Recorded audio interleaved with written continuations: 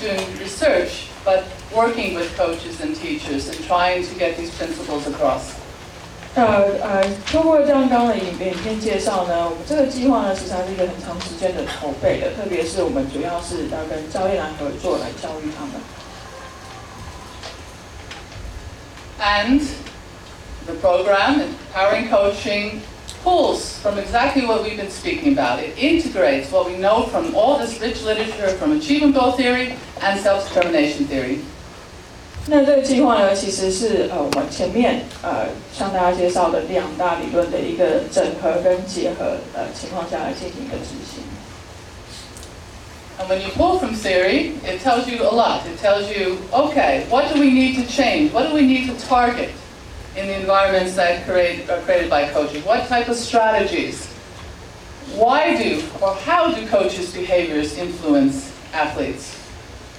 How we deliver the program itself is informed by the theory. We try to be empowering in delivering the empowering coaching program, and finally how we evaluate it. 那么呢，透过这样的理论整合呢，接下来我们就是会开始去考虑呢，就是整个环境上我们如何来帮助教练去改变，以及呢，一些策略上的拟定，还有我们到底要怎么样去传达，以及真正的去应用这些课程。最后我们当然就是要了解我们怎么样可以去测量评估它的成效。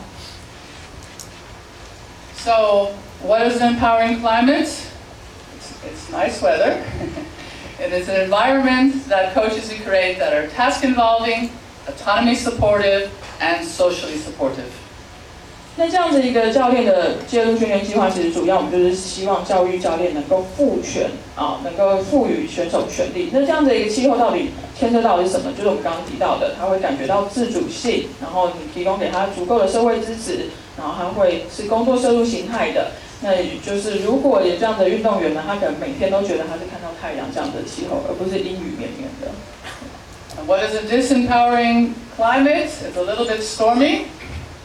It's ego-involving, it's controlling, and it's cold and uncaring. 但是呢，如果是消旋式的气候，那我们刚刚看到你的气候就是非常糟糕的，因为你就是完全是自我摄入，然后整天被控制，而且教练也可能不够关心你。And how does the climate, whether it's disempowering or empowering, influence athletes? It influences athletes' basic needs. Their need for competence, task-involved competence is what we want. Sorry, OK， 那基础呢，当然就是我们刚刚先前提到的，你必须要感觉到自己是有能力的，足够的胜任感。Sense of autonomy. 能够就是选择一些东西，然后大声的说出自己的想法，有自主性。And belonging. So we call this A, autonomy, B, belonging, C, competence, C, athletes, ABCs.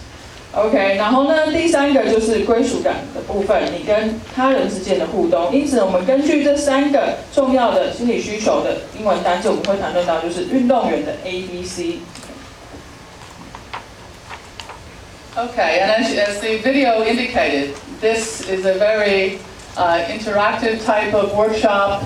What we try to do is to have coaches understand what is quality motivation, what is their role in producing quality motivation, and what type of strategies are more desirable for meeting this aim. 因此呢，这整个教育介入训练的工作坊，主要呢，我们是希望教练能够了解什么样是有品质的动机，而不是只有他的量。然后呢，告诉他们怎么样可以帮助来塑造这样子一个环境，提升有品质的动机。So it's not a checklist. You don't memorize how to motivate effectively. You need to understand, and then you can take that to your training situations and to your competitive events. 但是呢，我们希望他是能够很充分的、完整的去了解这样子的一个概念，而不是用像记表格的方式，然后工作清单这一个勾这一个勾，我了解，是希望他们能够充分了解，然后带到他们的训练情境当中。Say it's interactive. We have games that help the coaches gain a better understanding of the impact of their behaviors on athletes. 因此呢，我们会看到我们的这个工作的教育工作坊的这个课程呢，其实是非常的多元化的，通过玩游戏啊等等的，来让他们去区别、去了解好与坏。It looks like they're playing poker, but they're not. They're actually trying to learn how to be more empowering.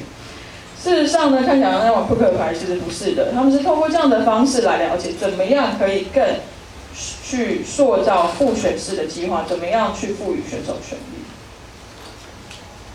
We have workbooks that they go through and complete as they engage in the workshop.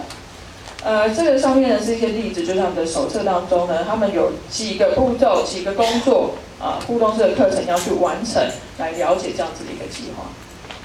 We have video clips that we use to illustrate principles. 然后呢，我们会透过一些短片一些实际上面、真实情境上面的短片，来帮助他们更了解。And even the way we use these clips, we don't show it and say, okay, go out and do this next time. Rather, we see if the coaches can understand how were those behaviors promoting the ABCs, autonomy, belongingness, and competence. 那透过这样的短片呢，我们不是叫他复制短片里面的行为，而是呢来帮助他看他到底是不是更透过这样的短片的时间去了解我们这样可以帮助提升运动员的 ABC 自主性、身任感以及归属感。And what could the coach do even more to be more empowering? What type of behavior? So it's to enhance their understanding and integration of these principles. 然后我们也希望他们能够去想想看，他们还可以再做些什么来塑造一个父权式的气候。所以这个短片是辅助他们来塑造、改变他们的行为。We have a web-based resource, and once they leave the workshop, they can continue learning and advancing their knowledge. 然后我们也有提供一些网络上的资源，就是他们在课余的时候也可以得到。And so far, within the PAPA project, which was the research project, we trained up 41 coach educators to deliver the program from 5 different countries. 在这个计划当中呢，我们透过总共是5个国家的合作，然后有上面这样的一个数据，有41位已经受过的教练指导员。And this is actually a very key aspect. So rather than boring academics like myself being up in the room and giving these workshops, to train coaches that normally are talking about technique, strategy, to have them be knowledgeable enough that they can talk about motivation in the proper way, and then bring their coaching experience to liven up the examples given.